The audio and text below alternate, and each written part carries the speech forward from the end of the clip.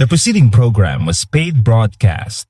Any ideas, comments, and opinion expressed by the program hosts do not necessarily reflect the views and opinion of the station. The program and its producers are not affiliated with the station. Ang bag-o nga tuig, nagadala sa aton sang bag-o nga kaluoy kag bugay sang Dios. Ini bunga sang kaayo sang aton Ginoo sa tagsa-tagsa ka mga tinubos niya. Gani pagig-upod kamo sa akon, kaysa sulod sining 30 ka minutos, aton pagapamanduman ang mga prinsipyo kag pagtulunan sang pulong sang aton Ginoo na tuhoy sa bag-o nga tuig. Bag-o nga kagayinan kag handom sa pag-alagad sa Dios kag sa pagtuon sang iya pulong. Ang dinalan sa kasulatan sa aton sini nga adlaw makita sa mga kasulatan ni Moises sa Genesis Kapitulo 8. Kag akon pagabasahon ang versikulo 21 kag 22. Ang pulong san Dios nagpahayag sa aton, kag sang nakapanimaw ang Ginoo sang kaamyon, nagsiling ang Ginoo sa iya tagipusoon, hindi ko na pagpakamalauton ang duta bangod sa tawo. Kaya ang tinutuyo sang tagipusoon sang tawo, malaot kutob sa iya pagkapabatanon. Kag hindi ko paglaglagon liwat ang tagsa kabutang nga nagakabuhi subong sang nahimo ko. Sa nagapadayon ang duta, ang tig talanom kag ang tig alani, ang tugnaw kag ang init, ang tingadlaw kag ang tig tulugnaw, ang kaadlawon kag ang kagabihon, hindi maguntat. Sa kalantahon nga ato nga ginpamatian, ginakabig ini siya bilang one of the most beloved hymns. Ini nga kalantahon madamo ini sang nakahibalo kag nanamian sa mensahe sa sini nga kalantahon. Nagapakita ini sang katutom, kaluoy, kag bugay sang Dios sa aton tagsa-tagsa ka mga kabuhi. Kay ang katutom sang Ginoo tam-an kadako sa aton.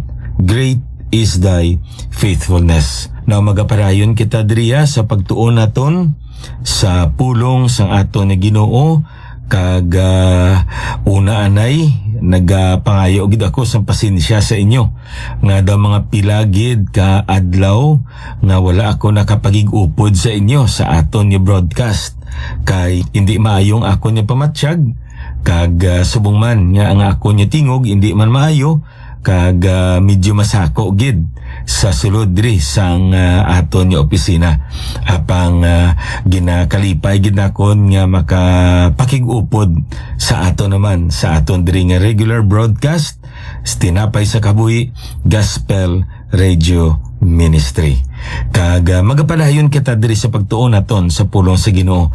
Kag kun inyo pa nga madumduman ang aton subong nga ginatalakay amo ang kabuhi ni Joseph, isa sa mga alagad sang Ginoo nga tam-an ka pinasahi ang iya kabuhi. Wala ini nagapakita nga si Joseph perpekto nga wala nagid siya sing sala. May mga kapaltahan man siya. O galing ang isa lang kabutang nga makita naton kay Joseph nga mo sini, sa tunga sang iya mga kapaltahan, sa tunga sang mga nagakalain-lain nga mga unos nga nagaabot sa kabuhi, wala niya gintugutan niya ang sirkumstansya amo ang maghari, amo ang maggapos sa iya. Nga mangin mapait siya, mangin madinumuton siya, o kun mangin mainakigon siya. Kung hindi, gintanaw niya ini tanan-tanan niya halin sa Ginoo. Kag nibaluan niya nga may kaayuhan ini nga madulot hindi lamang sa iya kundi sa iya man nga makauturan kag sa iya man niya panimalay, pero sa sina mismo nga tion samtang nag-atubang siya sa sina nga mga pagtilaw kag mga kabudlayan. Wala niya ini maintindihan, sing tulid gid, pero may kasiguruhan siya nga ang Ginoo maayo kag may kaayuhan gid ini nga ginaaman ang Ginoo sa tunga sang mga indi maayo kag mabudlay nga mga sirkumstansya sa aton kabuhi. Amoy ni nga abyan kagutod sa Ginoo, wala gid ako kay balo kun ano gid ang kaimtangan mo subong. Pero isa lang kabutang nga makita naton sa pulong sang Dios. Ano man na ayhan nga mga pagtilaw kag mga kabudlayan. Ayhan, kumparar naton sa kabuhi ni Joseph, gamay pa ina gani. Apang naibaluan naton nga may ara gid ina tinutuyo ang Ginoo. Kag tungod ang aton Ginoo maayo, tanan-tanan nga pasagay niya sa aton kabuhi, may ara gid ina nga kayuhan. Ayhan sa aton do hindi kita nanamian, apang may kaayuhan ina para sa imo kag para sa akon. Tiyo mangkot kita, Pastor, paano mo binaybaluan? Kay balo kagid sa akon ginatubang subong, man kun ang imo lang tani nga bana para sa man abi sa bana ko. Baw kun tani ang akon binga amo paryos man ang imo nga amo sa akon. Ukon baw kun tani kun agyan mo man ang naagyan ko sa sulod sa amon eskwelahan. Ambot lang kung ano ang imo nga reaksyon. Pero isa ra kabutang nga makita naton niya sa pulong sa Ginoo nga ina tanan-tanan nagapangikot ina sa aton kaayuhan. So, ano ang aton himuon? We need to realize that we still have our attitude in us. Ara pa ya ang aton kinaugali sa aton. Hindi naton pagtugutan nga ang dumot, ang kaakig, ang kapait, ang sirkumstansya, ang tao, ang magdikta sa aton nga kinaugali, kun hindi ang prinsipyo mismo sa pulong sang Dios. Dako na to ni himplo si Joseph. Ti amo ini ang aton nga makita diri, no? Sa aton nga pagtuon diri kag kun aton bala usisaon, no? Isa man kabutang masapwan naton nga ang kabuhi ni Joseph nagakalain-lain man nga panahon ang iya nga atubang. Different seasons, no? Ang ina makita naton sa kabuhi diri ni Joseph. Kag aton lang i-focus ang aton subong attention sa isa ka kapitulo nga dra naton makita sa isa ka kapitulo, isa ka eksperyensya apang iya nga naaguman ang apat ka nagagsari-sari nga mga panahon sa iya nga pagpangabuhi. Te ano ini? Genesis chapter 39. Amo ini ang tion nga si Joseph pagkatapos nga ginbaligya siya sang iya nga mga utod sa mga Ismailinhon, gindala siya sa Ehipto. Kag digto sa Ehipto, ginbaligya siya sa kay Potifar. Kag si Potifar, ginhimo siya nga sulugoon sa sulod sang iya nga panimalay. Kag nga nakita niya kung paano nagpakamaayo ang Diyos sa iya nga panimalay tungod sa presensya ni Joseph. So anong iya nga ginhimo niya nga manugdumala si Joseph sang tanan-tanan niya. Luwas lang sa pagkaon niya iya nga ginakaon. Kag ang Ginoo nagpatinad sini. Apa ano natabo dira? Ang Ginoo nagatag sang dako ang pagtilaw sa kay Joseph paagi sa asawa mismo ni Potifar.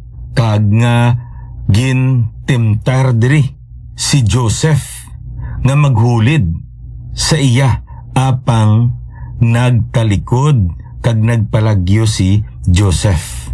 Kag suno sa sini nga dinalan sa kasulatan, butang-butangan sang hindi nagakaigo kag subong man kabutigan nga istorya sang asawa ni Potifar si Joseph. Kag sang nabatian ini ni Potifar, wala niya patay si Joseph. Wala sa payan niya pwede gid mahimo ni Potifar.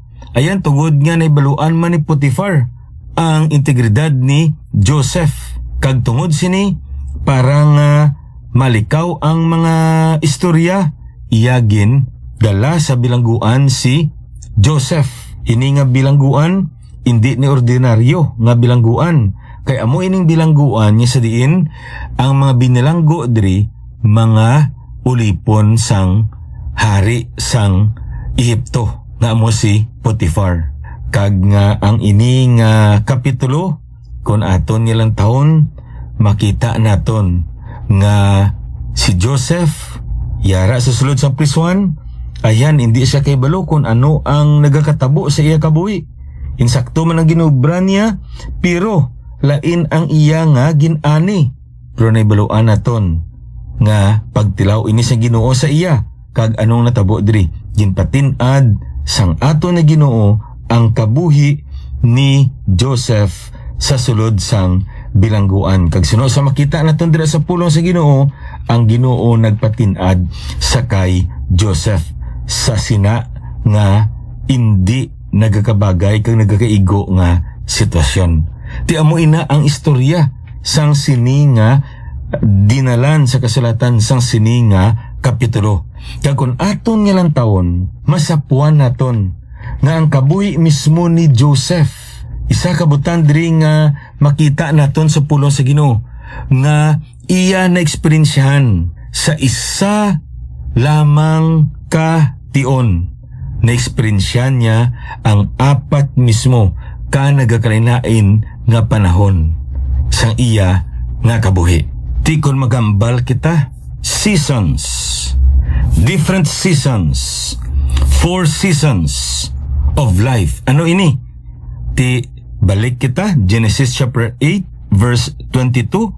Ano makita naton dira? Seed time, harvest, cold, heat, summer, winter, day, and night. Amo na makita naton dira.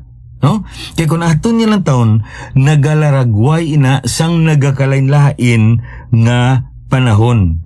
Sa isa ka tuig, may ara mga apat ka mga ginatawag naton different seasons. Nagakalain-lain nga panahon. Kag nagalibot ini. No? Kag kung nantaon naton sa pulong sa Ginoo, the concept of 4 seasons, namely the spring, the summer, the autumn, and the winter, is a recurring theme in the Bible. And it speaks of the cyclical, amo nang term gamiton nato no, nature of life. Nga do nagatiyog bala nga kinaiya sang ato niya pagpangabuhi. Nagasugod ini sa spring, kag nagadason ang summer, nagadiretso ini sa autumn, kag matakop ini sa winter. Kag magatiyog naman diwat, spring, summer, autumn, winter. Spring, summer, autumn, winter. Amo ina cyclical nature of life. Amo ina aton kuno nga kabuhi. Kang hindi lamang amo sina. It also speaks these 4 different seasons. It speaks of the sovereignty of God over His creation. That's why kung aton nga ng taon, hindi lamang ang Genesis chapter 8 verse 92 ang nagambal sini, kundi may madahamo pagid nga mga dinalan sa kasulatan. Kag isadra makita naton sa Psalm 74:17. Ikaw nagpahamtang sang tanan nga dulunan sang duta, ikaw naghimo sang tag-ilinit kag tig tulognaw. You have set all the boundaries of earth. Wala na nagapakita sang ginatog naton lain-lain yung mga direksyon, kundi nagapakita man ini sang naglain-lain yung panahon, summer and winter. This speaks of God's creative power and His divine order.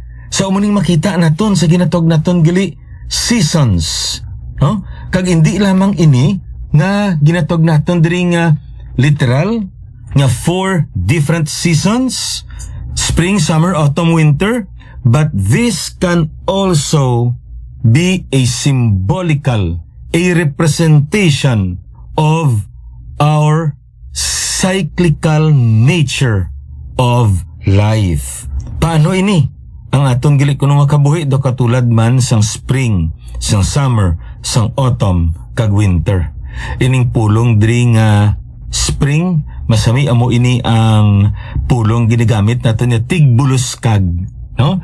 Nagabuskag, nagatubo. Amo ini tion nga nagatubo ang mga kasapatan o kon ang mga katamnan. Ti anong summer, amo ning tig-ilinit, kag amo ining tion nga naga-peak, no? Amo ni pinakamataas nga tion sang pagtubo sang isa ka butang sang mga tanom kabisan pa sa kasapatan. Ano ya ang autumn? Tig-alani. Hara na no? Harvest time. What about winter? Amo ining tig-trugnaw. Amo ni tion sang ginatawag naton paway. Ti suno sa aton diri nga kalantahon, great is thy faithfulness. Nga aton bag-o lamang napamatian, summer and winter, springtime and harvest, sun, moon, and stars in their courses above, join with all nature in manifold witness to thy great faithfulness, mercy, and love. Tiyara na, kung naton nga lang taon, no? Makita naton nga ang ini nga mga nagakalinhain nga mga panahon nagaupod ina sa aton man nga pagkabuhi. Isa katulad sa kabuhi ni Joseph, isa lang ka-eksperyensya. Pero ara dira ang apat ka mga nagakalinhain nga panahon sa kabuhi ni Joseph. Di masugod kita sa springtime. Di naton makita ang tigbuluskag. Ang ginatawag naton dira tigpalanggas. Amo man inang tion no nga nagapamanggas kita, no? Sang aton nga mga binhi sa aton nga talamnan. Springtime. Amo ni ang tion gali sang ginatawag naton new beginnings. Kung sa aton pa amo ini ang tion sang bag-o naman nga pagpamuno. Bag-o nga tion sa pagpanugod. New beginnings.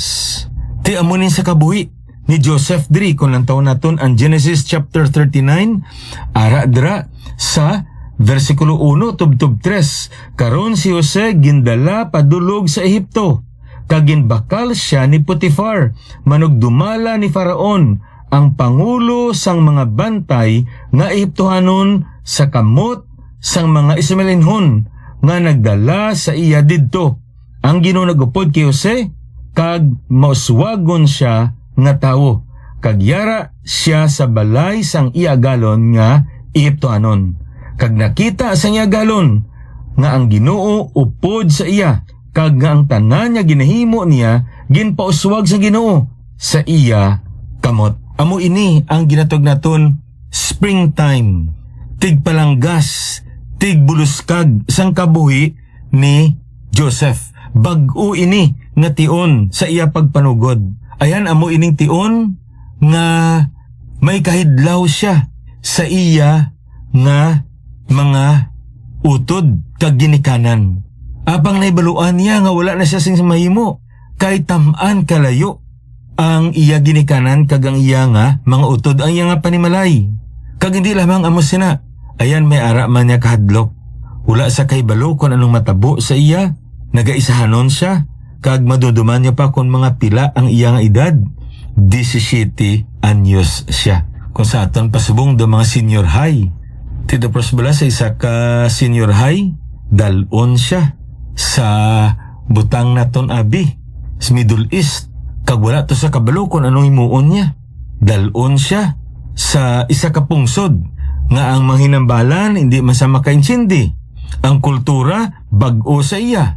Wala man siya sang may nakilala digto nga parinti o kung manghimata niya. Amo ini kasubo, amo ini ka kahaladlukan, kag kapiligroso sang kabuhi diri ni Joseph. Ila binigid nga ulipon siya kag sang una nga panahon, ang ulipon do katulad na sang isa ka gamit sa sulod sang balay. Nga ano oras pwede mo mahaboy, pwede mo mabaligya, pwede mo pagani mapatay. Ti amo ini ang kahimtangan diri ni Joseph, apang bag-o ini nga panugod sa iya. Kang katahom diri nga aton bala nga makita sa pulong sa Ginoo, kaysa sini mismo nga tion nagambal ang manunulat sang Heneses. Si Moses nangabal nga ang mga Ismaelinhon amo ang nagdala sa iya didto sa Ehipto. Ayan sa sina mismo nga tion ang paglantaw ni Joseph. Nga kun wala lang tani ang mga Ismaelinhon naghapit sa iya digto basi kun ato pa siya gyapon upod sa iya nga mga utod. Basi kaluuyan man siya, kag basi kun makatibawas man sa sitwasyon niya totani digto sa bubon nga wala sing tubig. Apang ara na sa Ehipto, wala na siya sa mahimo. Kay ang maisimilinhon amo ang nagdala sa iya didto sa Ehipto. Amo nang ginambal dira sa aton sa versikulo 1. Apang katahom diri kay sang sa katapusan na. Sa nagisugot anay na si Joseph kag ang iya nga mga utod, pag-abot na to sa Genesis chapter 45 verse 4 to 8. Anong makita naton dira sa pulong sa Ginoo? Na hindi kung sino man niya tawo ang nagdala kag nagbutang sa akon sa Ehipto, kundi ang Dios. Katahom sina no? Kay iya na nga nakita. Sang naintindihan niya ng tanan-tanan. Kaysa nagligad, hindi niya pa maintindihan. Tamaan pa kalabo. Tamaan pa kaburon para sa kay Joseph ang mga sitwasyon. Samtang ara siya sa balay ni Potifar, samtang ara siya sa bilangguan, samtang ara pa siya sa palasyo. Pero sang iya na na-eksperyensyan ang pagpakataas sang Diyos sa iya. Ginpakataas sa sang Diyos bilang ikaduwa nga gamhanan nga tawo sa sulod sa Ehipto, luwas sa kay Potifar. Anong natabo diri? Iya na intindihan. Ilabinigid sa nagbisita ang iya nga mga utod sa pagbakal sang ila nga mga kinanon sa kay Joseph. Di ano dring makita naton? New beginning sa kabuhi mismo ni Joseph. Wala niya na ibaluan gid tanan, pero na ibaluan niya nga bag-o ini nga panugod. Because he is now in the springtime of his life. Ara siya sa tigbuluskag, sa tigpalanggas nga tion sang iya nga kabuhi. Ang katahom sa kay Joseph kay amo sini. Sang ginbutang siya sang Ginoo sa panimalay ni Potifar. Walay sapayan niya mabudlay sa iya bilang isa ka sulugoon, bilang isa ka esklabo, bilang isa ka ulipon. Apang ginhimo niya ang nagakaigo, ginhimo iya ang nagakabagay. Kag anong makita naton diri sa pulong sa Ginoo? He thrived under pressure. Why? Because he trusted the process. Gintingwaan niya nga magsalig sa sirkumstansya nga ginbugay sang Ginoo sa iya. Ginhalungan niya ang iya tagipusoon. Kag tungod sini, ginpatinad siya sang aton Ginoo. That's how Joseph faced the springtime of his life. Kagkabay pa nga amuman ini sa aton. Ayan sa imo nga kabuhi. Ang bag-o nga tuig, ang ini nga bag-o nga bulan, this is your springtime. Learn to grow. Learn to renew yourself. Learn to rise again. Kaya nga aman, amo ining tion nga magbuskag kita. Amo ining tion nga magtubo kita kay ginpanggas kita. Katulad sa kabuhi ni Joseph. Hindi natin pagtugutan ang sirkumstansya na magdikta sa aton, kundi ang pulong mismo sang Diyos. Aton ini pagkapadayunon sa Madason ni Broadcast. Ininyo abyan, alagad sa kinan, Pastor Neil Vilches ang Ginoo, magapakamayo sa inyo.